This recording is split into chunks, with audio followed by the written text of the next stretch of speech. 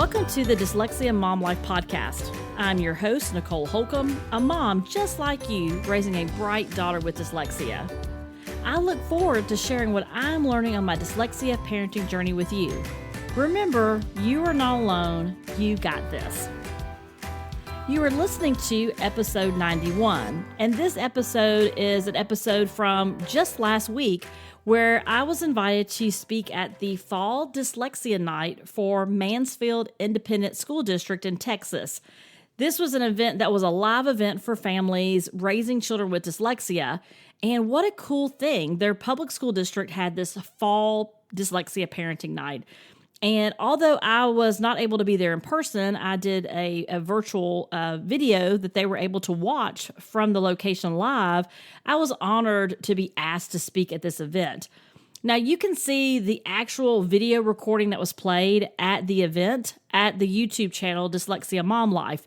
But I wanted to also drop it here into the podcast so that you could hear the conversation. It is me giving them a special message about some tips for things you can try at home and then ways you can build relationships with your school districts.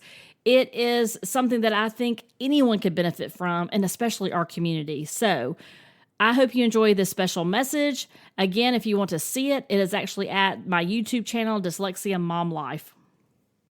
I want to start off by saying thank you. Thank you to Mansfield Independent Schools for having me here today for your Fall Dyslexia Parent Night. I am just so excited and honored to be here with you tonight for this special conversation and really this special message just for you. So you may not know me. I'm Nicole Holcomb. I am the host of the Dyslexia Mom Life podcast. And like you, I also have a child with dyslexia. She is now in 5th grade, but our journey started way back, even before school, with struggles with speech, struggles with just articulation. You know, as we got into school, we started seeing struggles with sight words and, learning to read and pull words apart and just all of the things.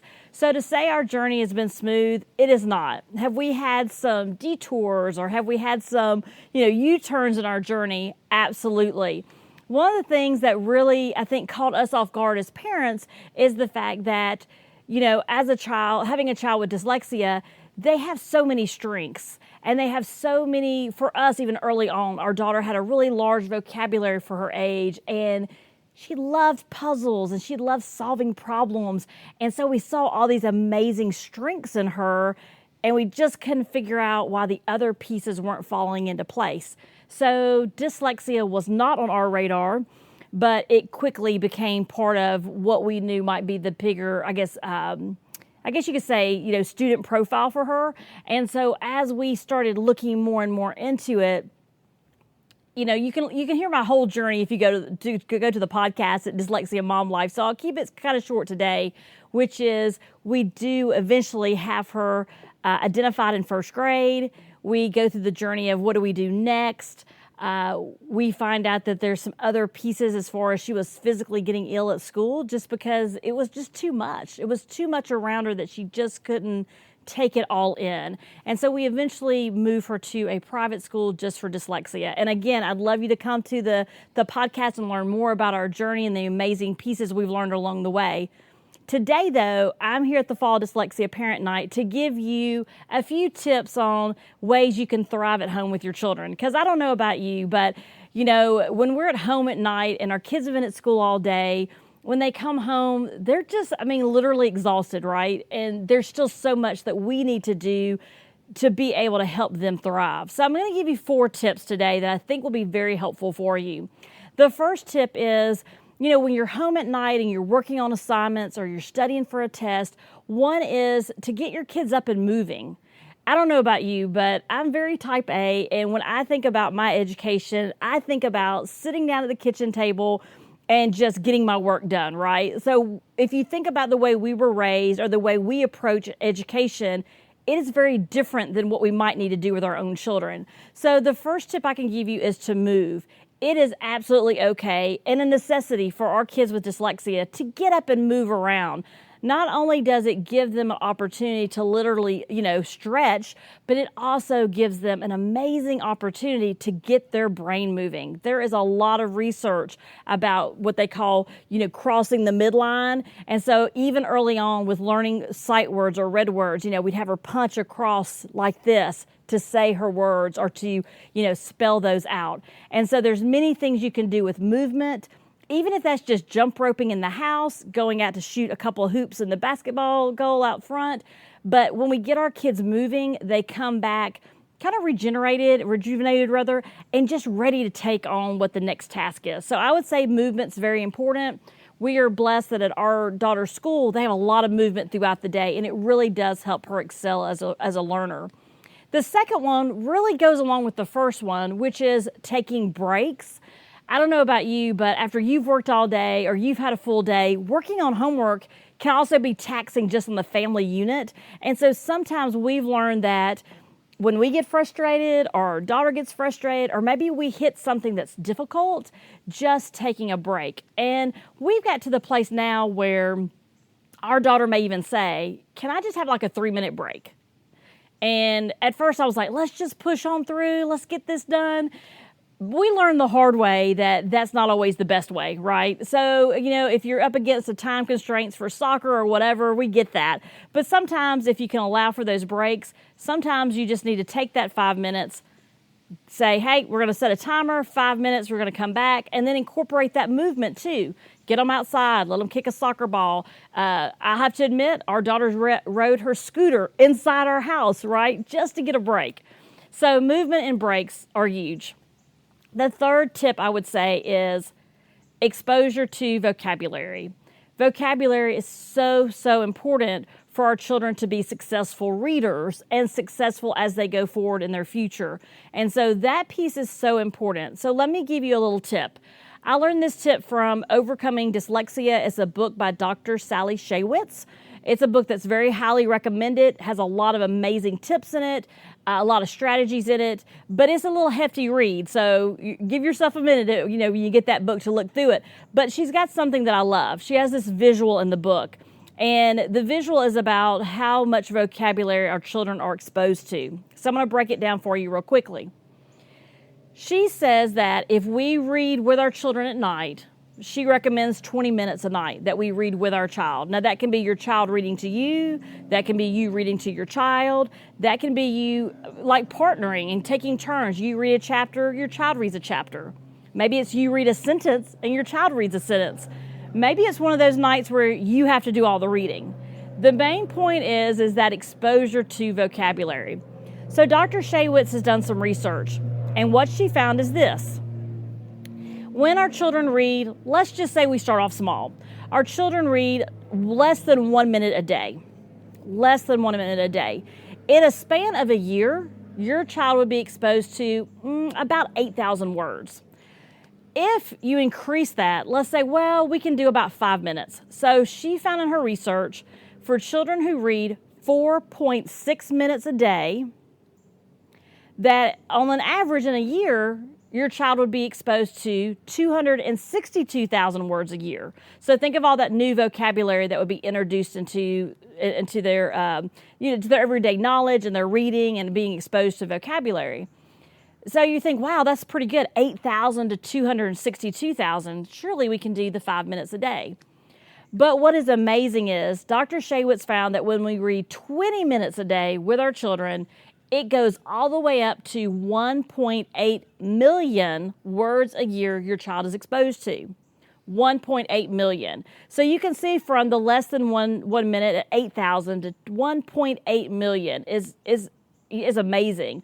So I'm going to be honest, do we do it every night? Absolutely not. Do we strive to do that every night? Absolutely, because we know for her to be a successful reader and have what they call fluency, whereas she's able to identify words, she has to be exposed to those words. And so that is a big piece of that, is having that opportunity. The fourth tip I would give to you as far as things you could do at home to help your child thrive, if I had to rank these 1 to 4, this would be number 1. This, I think, is the most important thing that we can do with our children. And it may seem common sense, but I have seen this in many places. well, not really, actually. Let me go back. I've seen this in a few places where I thought they did it really well. And, feel free to message me if you want to know where those are, and I'll share those with you. But the fourth one is so important. It is relationships. And the relationship I'm talking about is the relationship that you have with your child. So what I mean by that is that we have to think about, what is their day like? We have to think about, we were just talking about homework. I think about building that relationship with my daughter because I hope at some point she will go out and have her own life. And I want to be able to continue to have that strong relationship. And what I found was interesting, I believe it was Dr. Daniel Franklin in his book, he talked about relationships, and he said, I remember, your child's not going to remember in second grade that you sat down and necessarily helped them with a certain math homework. But what she is going to remember is that you were there every night and that you worked through that struggle with her or with him. It's being there beside them and also helping them embrace failures. There's such a stigma around being a failure or failing at things.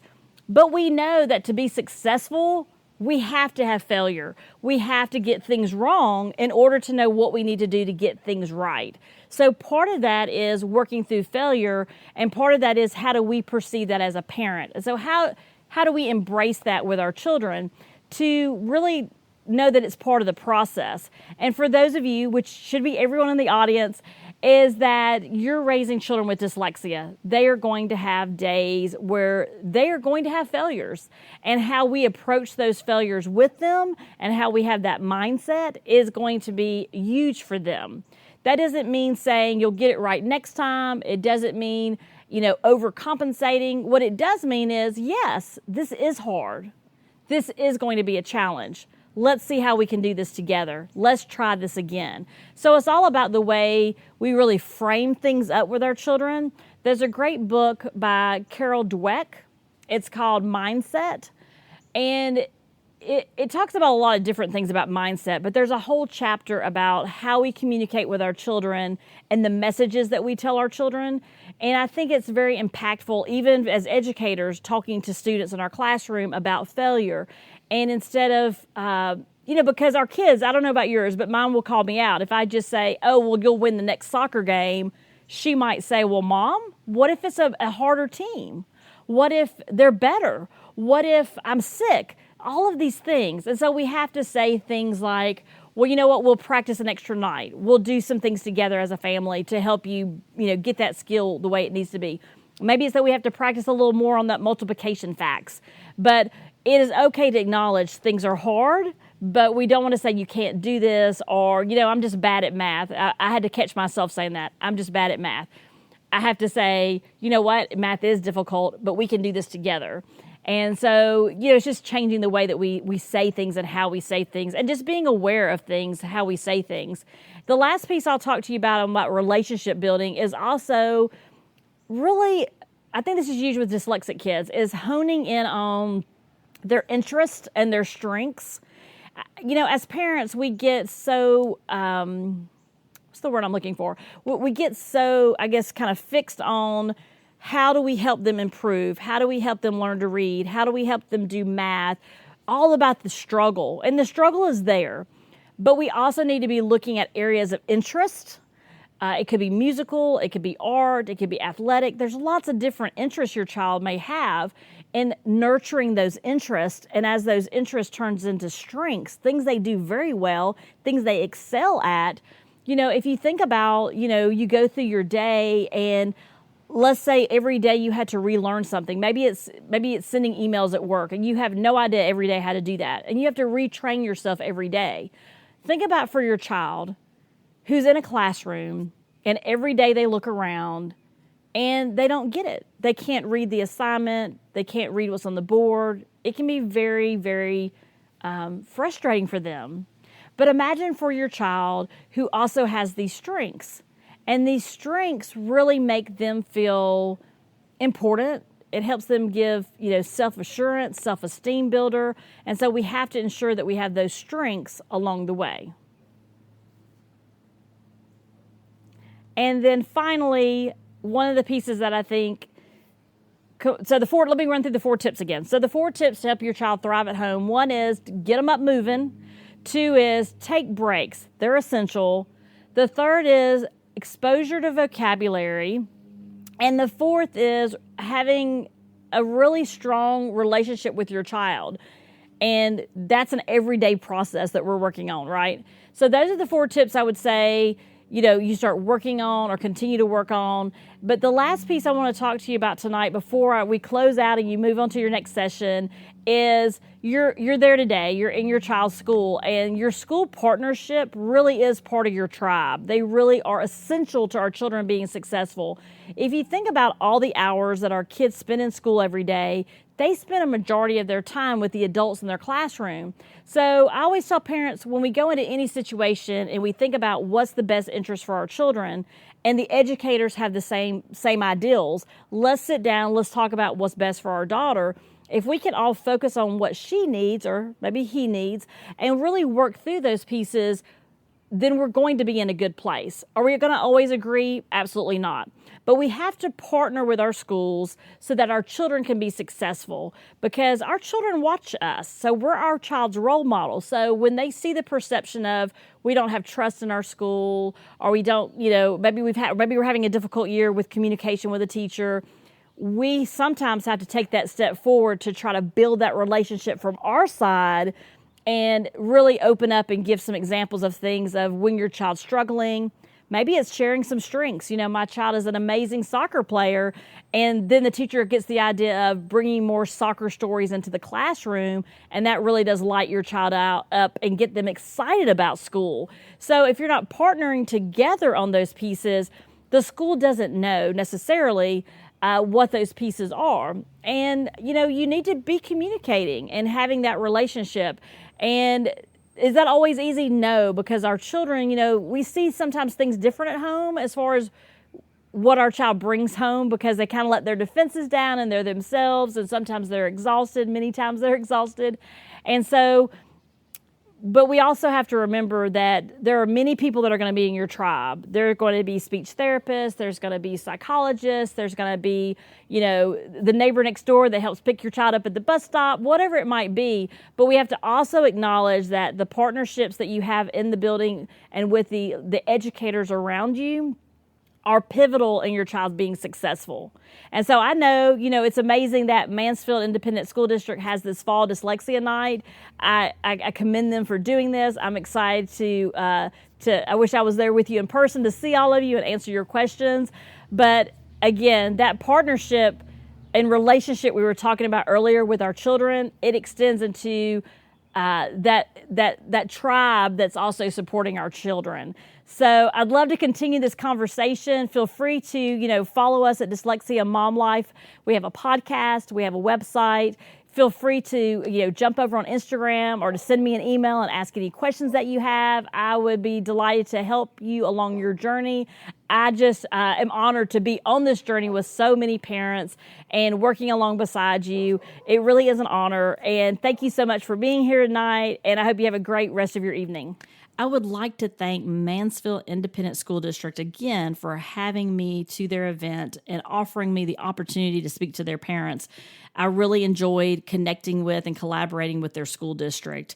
And, if you're wondering how you can connect with our community, what I would say the best way to do that is to actually be part of our private Facebook group. We have a Facebook group at Dyslexia Mom Life podcast community, and I always put a link in every one of our show notes descriptions, even in our podcast description, and you can link over there and you can ask to be part of that community. It is a free community, but it is a private community, and we do have just a lot of amazing people in there and moms, and you can connect with me and many others in that group. If you're enjoying the podcast, the biggest compliment you could give us is to leave a review at Apple Podcast. And the reason we ask you to do that is I love to get feedback on the podcast, number one. I love to hear your voice as far as what are you enjoying.